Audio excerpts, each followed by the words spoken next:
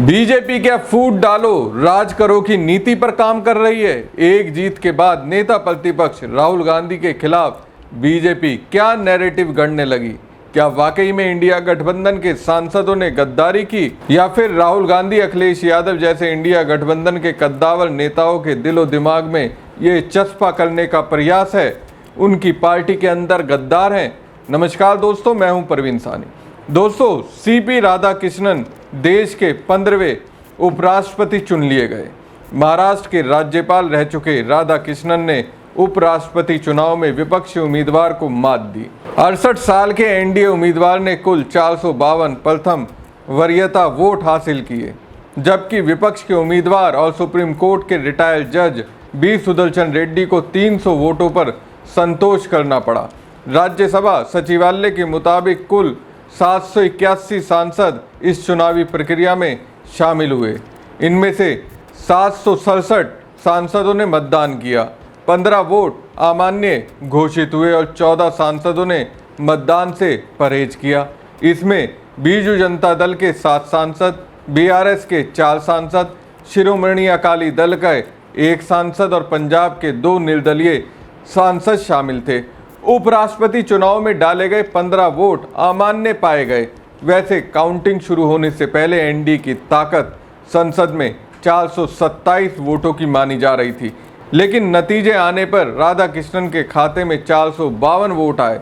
माना जा रहा है कि एनडीए को वाईएसआर कांग्रेस का समर्थन मिलेगा, जिसके 4 सांसद लोकसभा में और 7 राज्यसभा में हैं।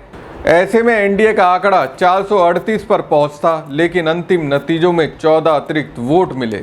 दोस्तों, उपराष्ट्रपति चुनाव में एनडीए उम्मीदवार राधाकृष्णन की जीत तो लगभग तय मानी गई थी, लेकिन विपक्षी गठबंधन को असली झटका अपने ही वोट बैंक में सेंध लगने से लगा। ऐसा अब कहा जाने लगा है इंडिया गठबंधन की एकता तहस नहस हो गई। वाकई ऐसा है क्या, या फिर ये एक फेक नैरेटिव है जिसे अब फैलाने का प्रयास शुरू हो चुका है। आपको बताऊंगा क्यों मुझे लगता है कि उपराष्ट्रपति चुनाव में भी बीजेपी की ओर से झोल किया गया है। जो है नहीं उसे अपने भक्त मीडिया के जरिए फैलाने का प्रयास हो रहा है। दोस्तों, इंडिया गठबंधन के उम्मीदवार बी सुदर्शन रेड्डी को सिर्फ 300 वोट मिले, जबकि विपक्षी खेमे की गणना कम से कम 315 वोटों की थी। अंग्रेजी अखबार की रिपोर्ट के मुताबिक विपक्षी नेताओं को उम्मीद थी कि रेड्डी को 315 से लेकर 324 तक वोट मिलेंगे, लेकिन नतीजों में दिखाया जा रहा है कि कम से कम 14 वोट विपक्षी पाले से सत्ता पक्ष की ओर चले गए। कुछ वोट जानबूझकर अवैध घोषित कर दिए गए। आप और शिवसेना, यूबीटी और एनसीपी शरद पवार खेमों पर सबसे ज़्यादा उंगलियां उठ रही हैं। राजस्थान से एक सांसद और तमिलनाडु से आए वोटों पर भी चर्चा है। उपराष्ट्रपति चुनाव में पार्टी व्हिप लागू नहीं होता, इसलिए नेताओं के लिए क्रॉस वोटिंग करना आसान हो जाता है। वोटिंग के तुरंत बाद कांग्रेस नेता जयराम रमेश ने एक्स पर पोस्ट किया, उपराष्ट्रपति चुनाव के लिए मतदान समाप्त हो गया, विपक्ष एकजुट है। उसके सभी 315 सांसद मतदान के लिए उपस्थित हुए। यह अभूतपूर्व 100% मतदान है, लेकिन नतीजे आने के 2 घंटे के भीतर ही इस एकजुटता कर बीजेपी और उनके समर्थक सवाल उठाने लगे। बीजेपी कहने लगी इस चुनाव ने बिहार विधानसभा चुनाव से पहले इंडिया गठबंधन की एकता को तहस नहस करके रख दिया। केंद्रीय मंत्री पीयूष गोयल ने एक टीवी चैनल से बातचीत में कहा, एनडीए की ताकत 427 थी, लेकिन हमें 25 अतिरिक्त वोट मिले। ये दिखाता है कि प्रधानमंत्री नरेंद्र मोदी की नीतियों और नेतृत्व पर विपक्षी सांसदों को भी भरोसा है। बीजेपी के मुख्य सचेतक संजय जायसवाल ने दावा किया कि लगभग 40 विपक्षी सांसदों ने एनडीए उम्मीदवार का समर्थन किया। हम उन सभी सांसदों का भी आभार व्यक्त करते हैं जिन्होंने अपनी अंतरात्मा की आवाज सुनी और राधाकृष्णन को वोट दिया। बीजेपी नेताओं का कहना है कि झारखंड और महाराष्ट्र समेत कई राज्यों से विपक्षी सांसदों ने राधाकृष्णन के पक्ष में मतदान किया। एनडीए की ओर से दावा किया गया कि विपक्षी खेमे में सेंधमारी के चलते ये अतिरिक्त समर्थन मिला है। हालांकि इंडिया गठबंधन में शामिल तमाम पार्टियों के नेता इससे इनकार कर रहे हैं। अब सवाल ये उठता है क्या वाकई में इंडिया गठबंधन की एकता टूट गई है या फिर इंडिया गठबंधन में शामिल पार्टियों के बीच फेक दावे के जरिए बीजेपी फूट डालने का प्रयास कर रही है? दोस्तों, एक पुराने वाक्य को नए वाक्य से जोड़कर चलिए आपको बताते हैं कैसे बीजेपी खेल करने में लगी हुई है। बिहार विधानसभा चुनाव में हार के डर से कैसे डरी हुई है? दरअसल उपराष्ट्रपति चुनाव में 15 वोट अमान्य होने का दावा किया जा रहा था, जबकि इंडिया गठबंधन का दावा रहा है कि उनके 315 वोट थे और वो पूरे आए। अब गिनती में कहाँ उसे 300 वोट ही मिले, मतलब 15 वोट जो अमान्य हुए वो सारे इंडिया गठबंधन के। अब दोस्तों, हरियाणा में 2016 में राज्यसभा के लिए चुनाव हुआ, वहाँ दोस्तों कांग्रेस के 14 विधायकों के वोट अमान्य कर दिए गए थे और इसी वजह से कांग्रेस के आर के आनंद चुनाव हार गए। बीजेपी के उम्मीदवार राज्यसभा के सांसद बन गए।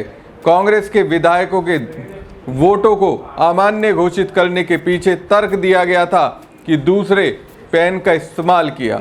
अब पता नहीं दोस्तों, मुझे क्यों लगता है यहाँ भी वही पेन था जो बीजेपी के लिए स्पेशल बना हुआ है।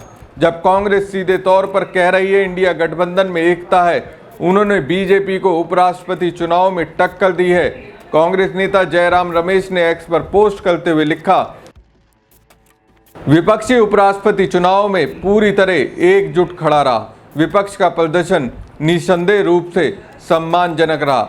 संयुक्त उम्मीदवार पूर्व जज बी सुदर्शन रेड्डी ने 40% वोट हासिल किया। साल 2022 में विपक्ष को केवल 26% वोट मिले थे। भाजपा की अनगणित जीत वास्तव में नैतिक और राजनीतिक दोनों तरह से हार है। वैचारिक लड़ाई अनवरत जारी रहेगी। लेकिन इस चुनाव में बीजेपी अपनी गिरहबा में झांकने की बजाय क्या कर रही है? इंडिया गठबंधन में फूट पड़ गई, ये नैरेटिव फैलाने में लगी है। उसके कुछ सांसदों ने एनडीए के उम्मीदवार को वोट किया। अब इसके बारे में खूब ढोल पीट पीट कर गाया जा रहा है, लेकिन वो ये नहीं बताती इस उपराष्ट्रपति चुनाव में इंडिया गठबंधन के वोट परसेंटेज में इजाफा हुआ। दोस्तों, आजकल भारतीय राजनीति में प्रोपेगेंडे का इस्तेमाल खूब हो रहा है। भ्रम की स्थिति बनाई जा रही है। झूठ को ही सच बताने का प्रयास हो रहा है। हमारी खबर आपको कैसी लगी कमेंट बॉक्स में कमेंट करके जरूर बताएं। साथ ही पेज को ज्यादा से ज्यादा लाइक और शेयर कीजिएगा। धन्यवाद। वोट चोरी जन जन का मुद्दा है, क्योंकि जो वोट चोर होते हैं वो सरकार बनाते हैं तो वो जनता की सेवा नहीं करते। क्योंकि जो टीम मैच फिक्सिंग करती है उसको रन बनाने से फर्क नहीं पड़ता है, उसको अच्छी बॉलिंग करने से फर्क नहीं पड़ता, उसको अच्छी फील्डिंग करने से फर्क नहीं पड़ता। तो वोट चोरी की सरकार को यह फर्क नहीं पड़ता है कि वो रोजगार बढ़ा रही है कि नहीं। वोट चोरी की सरकार को यह फर्क नहीं पड़ता है कि वो महंगाई कम कर रही है कि नहीं। वोट चोरी की सरकार को फर्क यह नहीं पड़ता है कि क्राइम बढ़ रहा है कि नहीं। वोट चोरी की सरकार को यह फर्क नहीं पड़ता है कि पेपर लीक हो रहे हैं कि नहीं। वोट चोरी की सरकार को यह फर्क नहीं पड़ता है कि 3 साल की डिग्री 6 साल में हो रही है कि नहीं। वोट चोरी की सरकार को यह फर्क नहीं पड़ता है कि आपके माँ बाप और आपके बच्चों के इलाज के लिए आपको हजारों करोड़ों रुपया खर्च करना पड़ रहा है। तो वोट चोरी जनता के हर समस्या का जड़ है।